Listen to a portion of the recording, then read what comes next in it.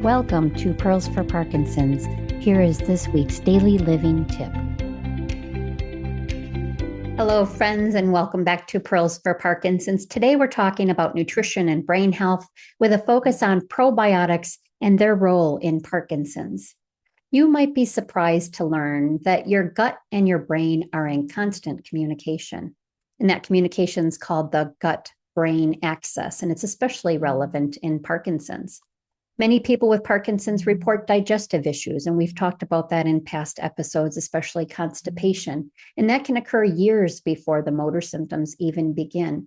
So research now shows that changes in that gut bacteria, the microbiome, can influence brain inflammation as well as disease progression. So where do probiotics come in?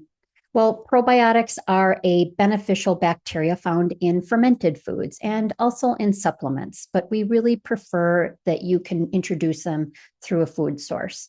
They help to maintain a healthy gut by crowding out the harmful bacteria and improving your digestion and even supporting your immune health. So let's talk about probiotic-rich foods. Which common ones should you be eating? The first one is yogurt. And we're talking really a Greek yogurt. Don't get the Yoplait with all the sugars in it. You want a very authentic Greek yogurt. Another product is called kefir, which is spelled K-E-F-I-R. And that's something that I use as my source of probiotics. Another source can be kimchi, which is a Korean fermented cabbage. You can also use sauerkraut and miso. So a lot of times people say, well, be more specific. Tell me what I should go and get. And that's really hard because everybody's supermarket is different on what they provide for products. So like I mentioned, I use a kefir. It's actually a coconut kefir because I'm sensitive to milk products. And the one that I use is called Franny's, and I get it out of Cedarburg, Wisconsin. So it's local. And the one I use is a lemon coconut kefir, and I'm a beekeeper, so I add a tiny bit of honey to it, and I do this as my dessert every night. It tastes like a lemon tart or a lemon meringue pie, and I only do a tablespoon of it. So a tablespoon of this lemon coconut kefir with a tad of honey, and that's my dessert. Another one that I do use is kimchi, that Korean cabbage, that fermented cabbage. And my neighbors growing up as a kid were Korean and they made their own. So I tend to be a little bit of a kimchi snob. And so I use a product called Mother-in-Law's Kimchi that I do mail order. But again, you're going to have to look at your own supermarket and what's available really to be able to pick out what's palatable for you.